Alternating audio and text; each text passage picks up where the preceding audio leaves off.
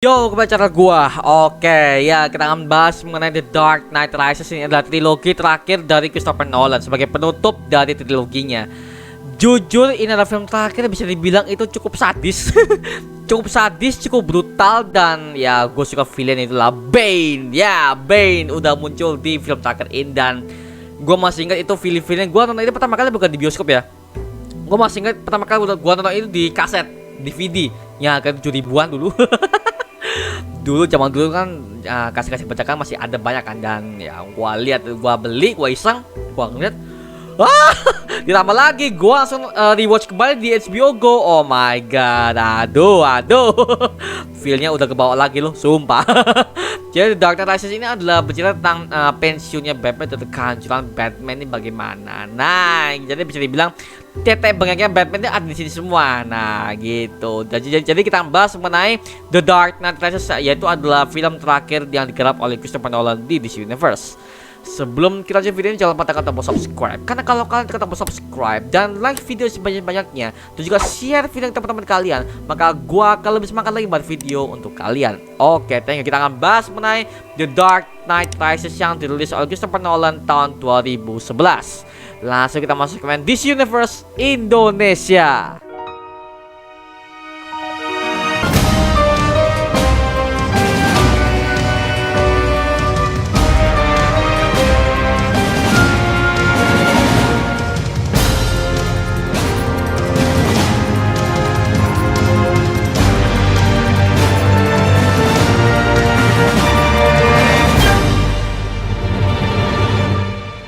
Oke, ya, Dark Knight Rises ini adalah film dari trilogi terakhir dari Christopher Nolan. Jujur ketika gue melihat ini, oh my god, gue masih inget loh. Tadi gue dari awal sampai akhir untuk pembentukan si Bane ya, sampai akhirnya tuh, oh my god, ini orang bener-bener mercenaries-nya udah kelihatan sekali. Dan posisi tubuhnya untuk Bane ini tidak sealay yang ada di komik. Karena kalau kita bandingkan di komik, si Bane itu kan pakai selang-selang hijau, itu adalah racun Venom. Yang Venom itu adalah dimana racun itu akan mengalir ke seluruh tubuhnya, sehingga tubuhnya itu akan menghasilkan sebuah otot yang sangat-sangat besar, dan tubuhnya itu sangat raksasa sekali, sehingga itu adalah disebut sebagai Bane. Nah, gitu. Tapi kalau di sini Bane yang dibangun sini sangat-sangat realistis, dan juga tidak ada sangkut pautnya dengan selang-selang segala macam, enggak. Jadi Bane yang mereka bangun itu hanya seorang tentara biasa, tapi dia punya keahlian bertarung yang sangat-sangat luar batas. Karena itu juga dilatih oleh si Ra's al Ghul juga. Nah, gitu. Jadi bisa dibilang Bane itu adalah saingan terberatnya si Batman di The Dark Knight Rises ini. Jadi bisa dibilang ini adalah sequel di Dark Knight itu, dimana itu ada time jump, dimana time jump di Dark Knight ke The Dark Knight Rises itu adalah 8 tahun. 8 tahun setelah kematian Harvey Dent. Jadi semua orang-orang masih bergabung dengan kematian Harvey Dent, dan The Batman ini masih menjadi buronan dan sudah menghilang dari publik. Jadi Bruce Wayne ini akan pensiun sebagai Batman karena dia merasa Gotham ini tidak perlu diselamatkan lagi, dan dia langsung ingin mengganti semua identitasnya. Jadi bisa dibilang Wayne Manor ini, kediaman Wayne ini akan dikosongkan, dan Bruce Wayne serta Alfred ini akan langsung pindah keluar kota. Jadi Batman ini akan menghilang gitu, serta dengan nama Bruce Wayne tersebut. Dan ketika Bruce Wayne akan retire, tiba-tiba ada kasus atau pembobolan di Gotham yang melibatkan seorang wanita yang bernama si Talia al Ghul. Nah, Talia al Ghul ini dia tuh menyamar sebagai seorang yang bernama siapa tuh, gue lupa tuh. Jadi Talia al Ghul ini menyamar, dan dia tuh tujuannya adalah untuk membalas dendam kepada si Batman karena dia udah membunuh si bapaknya, yaitu Ra's al Ghul, di film Batman Begins tahun 2005 lalu. Kalau kalian masih ingat ya, di Batman Begins kan Ra's al Ghul udah mati, ketabrak kereta tuh, blar. Nah, di sini Dark Knight Rises ini anaknya akan membalaskan dendamnya dengan dibantu oleh si Bane ini. Jadi Bane ini bisa dibilang kalau gua lihat di sini ya, pembentukannya itu sebenarnya simple banget sih Bane itu. Jadi Bane itu adalah orang yang bisa dibilang tuh hidup di sebuah penjara bawah tanah yang orang-orang yang di sana itu nggak bisa keluar. Nah, kalau orang-orang udah bisa keluar, maka dia udah disebut sebagai orang yang sangat-sangat merdeka, karena orang-orang itu berusaha untuk memanjat, tapi kebanyakan orang itu nggak bisa. Jadi Bane itu ketika dia ingin keluar, tapi tiba-tiba dia bertemu dengan anak kecil ini. Nah, anak kecil ini adalah si Talia al Ghul. Jadi Bane itu menolong si Talia al Ghul untuk keluar dari sana, tapi Bane ini langsung disiksa oleh semua para tahanan di sana karena dia dianggap orang yang curang. Karena seharusnya orang yang akan dari sana itu nggak boleh dibantu sama sekali, tapi si Bane ini ngebantu. Nah, kebetulan Talia ini adalah anaknya si Ra's al Ghul asli ya. Jadi Ra's al Ghul tuh pernah punya istri, jadi ya dia melarikan di situ dan ya semua orang-orang yang memberontak di sana itu ya udah dikurung di sana. Dan si Talia ini hidup di sana dari kecil sampai dia remaja. Nah, gitu. Itu adalah segi pembentukan Talia yang bisa dibilang wanita yang bisa dibilang tuh gak bisa apa-apa, tapi dia tuh hidup di lingkungan barbar, lingkungan penjara pak, seumur hidup. Jadi itu bisa dibilang waduh gitu sih. Bagus banget untuk membentukan si Talia al Ghul. Bagus banget sih di sini.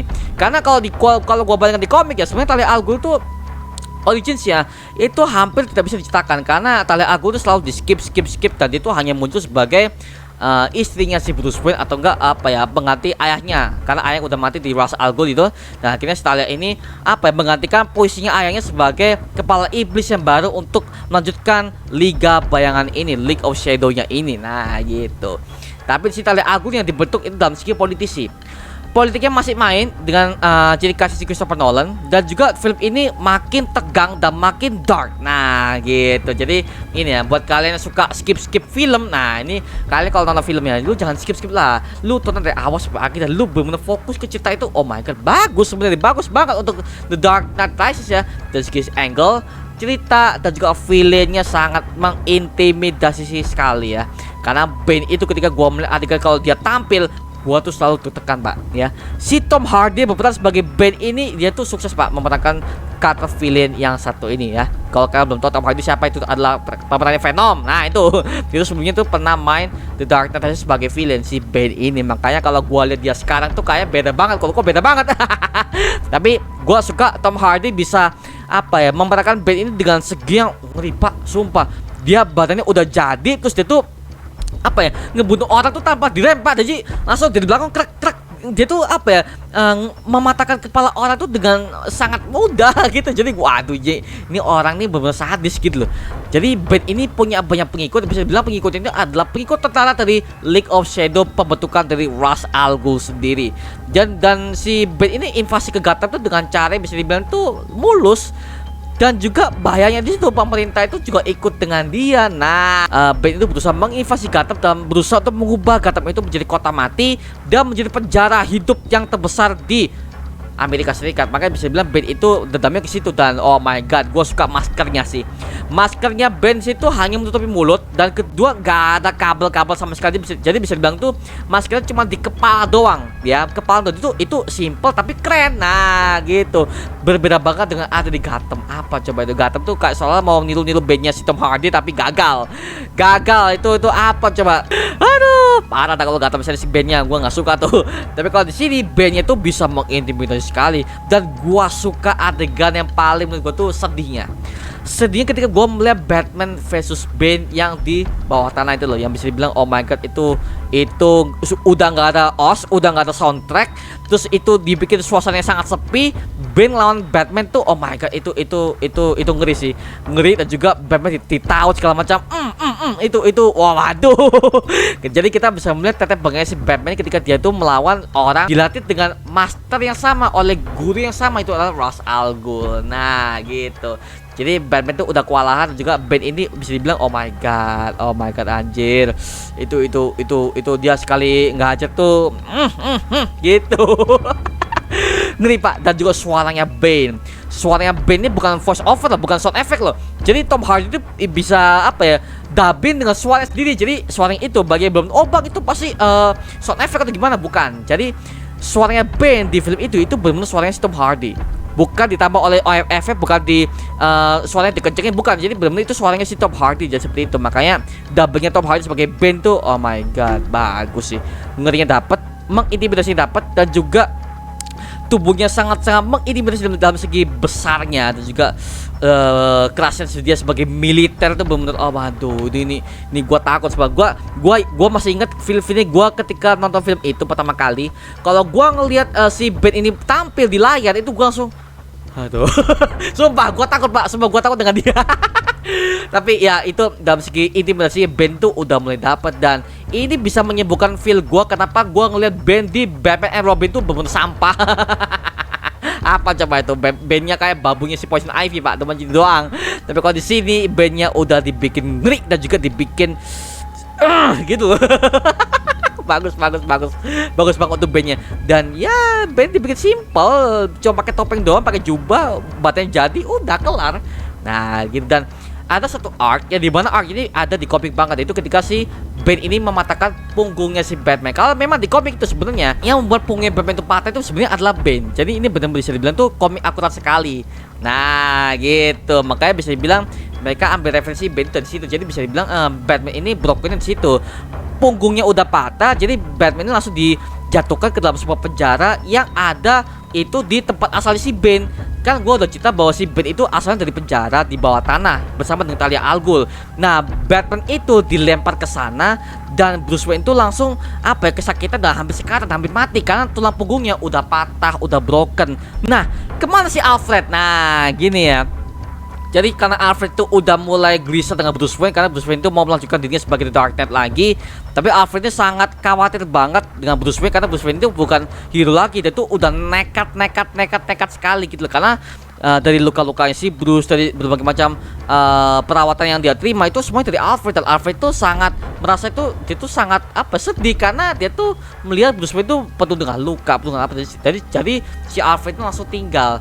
Dan dia tuh meninggalkan si Bruce sendirian, dan yang menggantikan sini adalah si Lucius Fox. Nah ya tapi ya Alfred tuh bisa dibilang aduh sayang banget itu meninggalkan Bruce Wayne, karena ya dia mengira Bruce Wayne itu ketika dia akan melanjutkan itu akan sebagai misi bunuh diri. Dan benar apa dikatakan si Alfred ini, Batman kena getahnya, punggungnya patah, dibuang ke penjara. Aduh, itu shotnya bisa dibilang oh my god, itu semuanya bisa dibilang aduh, ini segi battlenya satu, dan kedua kalau gradingnya, dan ketiga dia pas pada saat bertarung malam-malam tuh itu gak semuanya penuh, gak semuanya gelap totally dark tuh gak. Nah gini nih, jadi oh my god, jadi Christopher Nolan ini masih ada teknik sinematografinya bisa dibilang tuh gak terlalu gelap-gelap, full dark tuh gak. Bagus banget.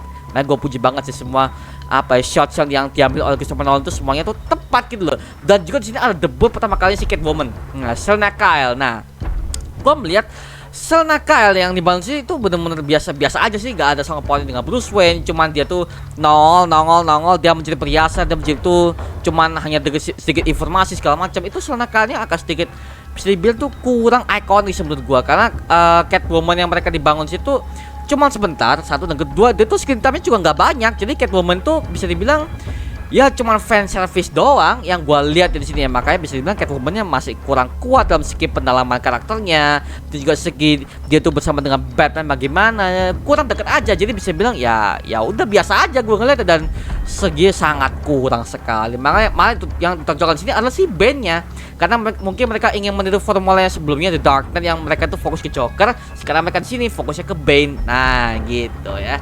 Dan gua suka tuh di adegan ketika final battle-nya sih. Final battle ketika si Bane itu membacakan sebuah surat, di mana surat itu adalah berisi tentang kejelekan dari Harvey Dent. Sebenarnya Harvey Dent itu siapa dan kenapa Harvey Dent itu mati. Jadi semua itu ada di surat itu, dan itu ditulis oleh Jim Gordon sendiri. Nah si Bane itu membacakan semuanya kepada semua rakyat kota Gotham, yang mengatakan bahwa Harvey Dent itu matinya sebagai pembunuh. Nah jadi semuanya dihancurkan dan juga diomongkan sama Bane di tempat semua orang banyak. Dan Jim Gordon langsung malu karena si Jim Gordon ini berusaha untuk menutupi semua insiden itu, tapi dibuka semua oleh Bane, karena Bane ini ingin melihat bahwa semua orang itu jangan lu terlalu mengandalkan si Harvey Dent. Kalau Harvey Dent udah mati, lu ngapain ngandelin dia gitu. Jadi lu sia-sia gitu loh. Nah gini, jadi orang tuh kayak haus akan justice, tapi mereka tuh nggak tahu harus mintanya ke siapa gitu.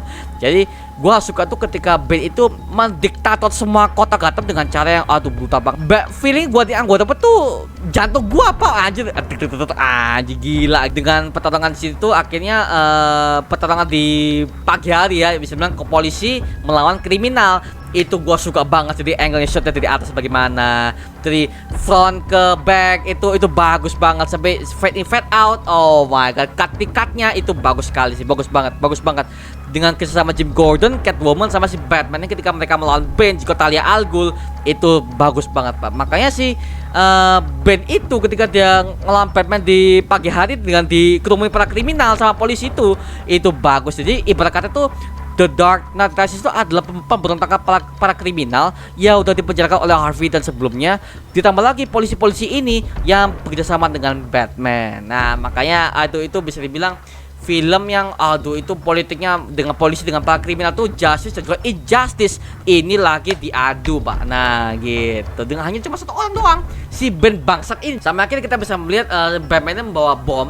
Ya gue suka dengan revealnya Batman ini ketika dia tuh akan reveal ke Jim Gordon bahwa dia itu adalah anak yang udah diselimuti oleh Jim Gordon ketika dia membunuh kedua orang tuanya beberapa tahun yang lalu. Nah, jadi si Jim Gordon baru tahu bahwa Batman ini adalah si Bruce Wayne. Nah, jadi gue suka revealnya itu sama kayak si Batman ini nge-reveal identitasnya dengan Rachel Dawes di Batman Begins ya kemarin. Makanya sama revealnya juga sama dengan cara puitis dan juga cara puisi juga dengan cara pantun kalau kita orang Indonesia ngomong ya. Aduh. bagus dengan cara dia tuh reveal, dia tuh nggak ngomong it's me Bruce apa coba itu. Jadi itu pakai kosakata, dia pakai kata-kata yang bisa dibilang tuh kayak puisi lah. Nah, gitu. Sampai akhirnya kita bisa melihat pengorbanan Batman sini. Batman mati, bomnya udah dibawa, letakannya udah di laut, dan akhirnya semuanya udah selesai. Bagus banget dan gue bisa merasakan ketakutan para warga Gotham ketika mereka menghadapi Ben tuh jelas banget di sini, dan semuanya castingnya bagus banget. Bahkan casting anak kecil yang ada di situ bagus banget, dan ada scene kan si anak kecil kan yang akan ditugaskan oleh si Robin ini untuk melaporkan kepada semua orang di kota Gotham tuh bahwa mereka tuh jangan sampai keluar rumah dulu karena si Ben ini akan menginvasi kota Gotham. Itu bener bagus banget, dan actingnya mereka masuk gitu loh, masuk banget gitu loh. Makanya oh my god, akhirnya kediaman Bruce Wayne itu dijadikan sebagai rumah tempat orang-orang yang tidak punya orang tua, mereka yang tidak punya hak asuh, mereka langsung dititipkan ke kediaman Wayne, dan juga semua hak asetnya diberikan oleh si Alfred Pennyworth. Nah, jadi Alfred tuh ketika dia menghadiri pemakaman si Bruce Wayne, dia kan ngomong, "You trusted me, I failed you." Dia tuh banyak dari kalian mengatakan bahwa bang itu kan ngomong sama Bruce Wayne. Oh, lu lihat menghadapnya si Alfred kemana dulu nih? Jadi lu lihat Alfred itu menghadapnya bukan ke makamnya si Bruce Wayne, dia itu menghadapnya ke makamnya si Thomas Wayne. Nah, karena si Alfred itu berusaha untuk menjaga si Bruce sampai dia tuh udah benar-benar kaya, udah benar-benar tua.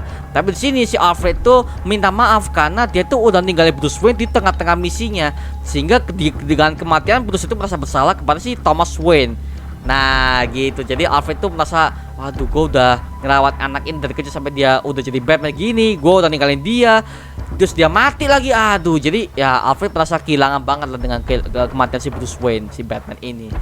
Nah gitu, sama akhirnya kita bisa melihat ada yang terakhir, si Alfred dia tuh makan di restoran, dia tuh ketemu sama si Bruce. Jadi kita bisa tahu bahwa mungkin ketika si Batman tuh membawa bomnya itu di laut, dia tuh pakai kursi lontar. Jadi yang hancur itu bomnya sama pesawatnya doang.